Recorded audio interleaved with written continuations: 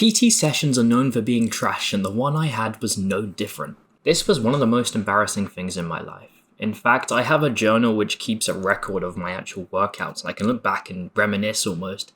And this day I will never look at. This one day where I had a PT, essentially what happened is my friend had given me a workout which is very intense, and I didn't really know what I was doing. I was quite new.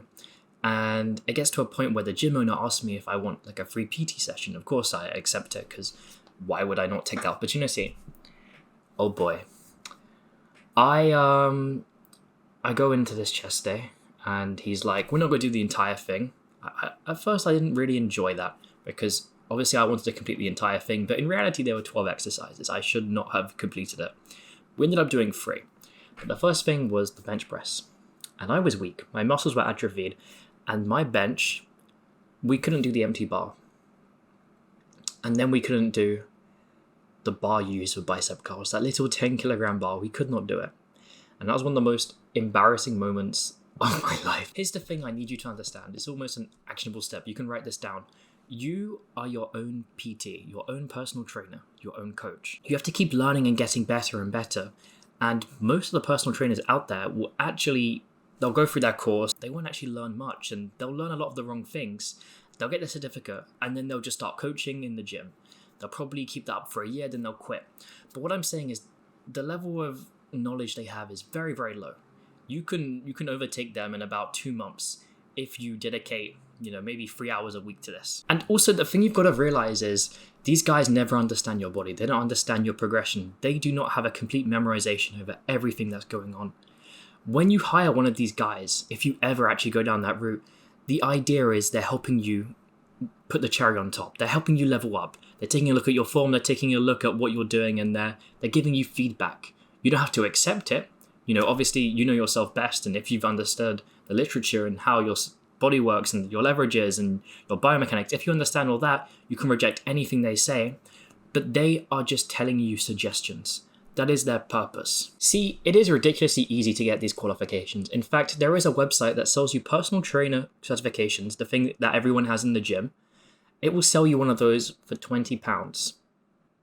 Yep, £20, and you can become a qualified personal trainer, and you can step in the gym and you can start teaching people and you can start charging.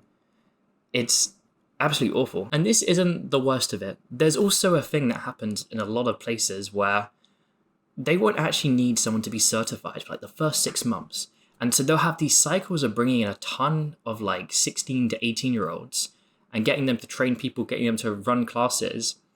And then at the end of that period, they're either given the opportunity to do the certificate, pay for it themselves, or leave. And obviously a majority of them leave. But that's the thing. Those guys aren't qualified. Like a majority of these guys aren't even qualified. It's absolutely ridiculous that they're not only charging, but trying to help people. And you know how bad it is. Like you've seen them help people squat whilst they're on their phone texting, and the guy's using like one of those pads, and it's ridiculous. It's ridiculous. It's so bad. It's so bad. But you've seen this. I think anyone who's serious and inside this circle knows how notoriously infamous personal trainers are, because they are. They're bad. They don't know what they're doing.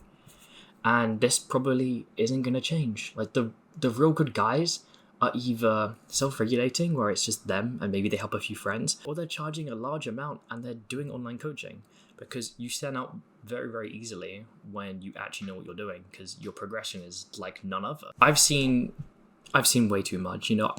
I think a majority of personal trainers, what they're trying to do is they're trying to get the client to feel like they've done a lot of work. And it's why typically I see them doing supersets, doing really hard stability movements, just kind of grinding through everything without any rest. And I'm pretty sure the reason for that is they will feel the burn, and they'll have a ton of soreness the next day. And obviously when you have a client who feels the burn and feels soreness, they're going to think they're actually moving and making progress. And of course, this isn't the sole reason they do it. I think they genuinely believe that these tactics work. When I went through my personal training certification, which is something I regret ever paying for, but I was like, might as well do it now that I've bought it. I remember there was a section where they were talking about the ways to progressively overload. And they went through like reps, rest, form, tempo, and just a bunch of things which weren't actually progressive overload. There were just other things that were getting confused. Like reducing rest isn't going to progressively overload. It's not going to make the exercise any better? Like, how are you going to work out your progress when you're just decreasing the ability to perform on it? It's reps and weight. Like, why would you teach anyone this matters? They were teaching combo movements as progressive overload. Like, this is the education these guys are getting. And it doesn't get any better. It just gets reinforced and reinforced and reinforced. It's almost like a pyramid scheme, honestly, these certification companies, because you get in there and they convince you that you need certain qualifications in order to be able to teach someone. And legally speaking, all you need to do to teach someone something is for them to waive their rights to an injury, which is something you have to do if you're a personal trainer anyway. You say, I'm not accountable for anything that happens, it's your choice, it's your actions, I'm not the one who caused it, and you're fine. But they will go in, and I remember once someone asked, the instructor, right, they were talking about how in order to do kettlebell work, you need to get the Kettlebell Course. And someone asked why, and their response was that you're not qualified to do it. But in reality, everyone knows how to work a kettlebell. Like, it's not that difficult. And legally you're fine, but obviously they're not going to make money that way. And when you get this kind of culture of trying to convince gyms that they need certified people, what you end up getting is almost a huge pyramid scheme. And, everyone subscribes to it. It's a very, very poorly regulated space. And I understand the idea behind that. But I really think what needs to happen is gym owners just need to have a qualification, right? Not qualification, like a quiz.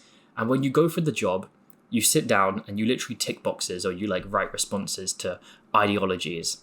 And obviously a large issue here is a lot of gym owners won't actually have knowledge over that.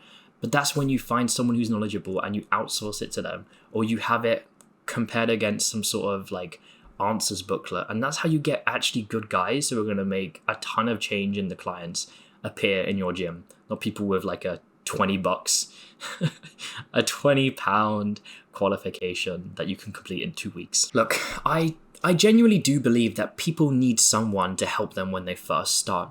And yes, I would rather that be me, but if there's no one, sure, a PT is a decent start. If you're not going to consume any sort of content on YouTube to learn how to do these things, it's your best bet. That compared to going on it alone is probably, one's going to get better results than the other, but at the same time, it's the lesser of two evils. But to anyone who says that no one should get a PT, I want you to really consider the sort of people getting these. Because we're in this space, we're learning, they're not. They just want to get fitter, they want to get healthier, and that third pair of eyes is going to be super valuable to them. Sure, for guys like us, it's a real waste of money, but also you have to think about this. A majority of people who work with personal trainers, and I say this from personal experience, they go with them for 2 months max and then they drop, right? Mostly because if you're good, you teach them everything they need and they can do it on their own. But secondly, because it's not actually as important as you'd think it would be to them. It's kind of a means to an end. They're just trying to progress. They're just going to get healthier. And that's why they're not even serious with these PTs. So these PTs almost, I think a lot of them grow into a spot where they don't want to do anything other than a quick win. Help the guy feel the burn, help them feel tired and sore the next day, because realistically, they're not going to stick around for long. So they don't have to absolutely drop the almanac of personal training, or the almanac of hypertrophy or strength training or cardiovascular endurance. They don't have to drop all that, because it would honestly be a waste. It'd be confusing, and it could even lead to them dropping out entirely. But when it comes to you guys, you can probably auto-regulate. You're watching people like me, you're learning about how to work out, and a personal trainer obviously is not what you're looking for. The thing I'd recommend you do is just film your form. Not only that, but check out some form videos. So an actionable step almost is, I'd recommend literally watching anything from Mountain Dog 1 and Scott Herman Fitness. I unfortunately don't have any form sort of videos. Jeff Nippard, maybe. But it could be as simple as literally going to TikTok and typing in the exercise name and finding someone credible. I don't really recommend too many creators on TikTok, but if I had to go with anyone, I'd say Paul Carter, JPG, Ryan Dewars, and TNF. Anyone else I just don't have a strong enough opinion of, I'm sorry. But that's the thing, if you compare your form to theirs and you learn what they're saying and you learn about the reasons why they're saying it, you can very easily fix up your form, not really need a PT, not need to spend hours working out if you're doing something incorrectly. But if you don't do this step, you're missing out. You need to know if you're doing an exercise correctly. Otherwise, you can lose months and years. And even simple things like your exercise straps, your wrist straps or whatever they're called, even that needs to have a video understanding it, because I wore them the wrong way around for 2 years, and not only did it limit my back growth, but it actually made it worse than if I weren't using straps, because it was leading to me being weaker. Or like, now you might be standing there and you might be like, but Fletcher, a PT will stop me from getting injured. Truth is, almost all injuries when you first start can be mitigated entirely, and even if you're doing atrocious form, you're not using enough weight for it to actually make a difference. So a large portion of people getting injured is because they do it for too long, they go too heavy. And if you focus on just your form and training principles when you start, you will not get injured. But not only that, you'll progress in a way where you're probably not leaving weak points to get injured in the future. Although you're definitely going to have at least one injury if you train for like 10 years consecutively. It's just going to happen. So an actionable step is I want you to learn how to stack your joints properly, and also how to engage your core. Those are two things you can very easily work out. Stacking your joints is actually simple. It's actually very simple because it's just visualization. You want your wrist to be in the line of your forearm. You want your feet to be in a similar direction to your legs. Things like these. Stacking the joints properly will make sure that you're not getting injured. Engaging the core, you can watch some videos on this. That is very, very important for those heavy hip hinges, those heavy squats, anything which requires a bit of extra stability. And if you don't do that, you're kind of putting your lower back at some extra danger, honestly. Doing these things alongside making sure your form is perfect will pretty much guarantee that you will remain injury-free for the entire novice period. So if I could really put this into 3 simple steps, like a 3 simple process, it's literally just watch form videos, record your form, perfect your form. That's all you have to worry about. And if you'd like to learn a little bit about nutrition, diet, check out my Everything to Need to Know About Nutrition video.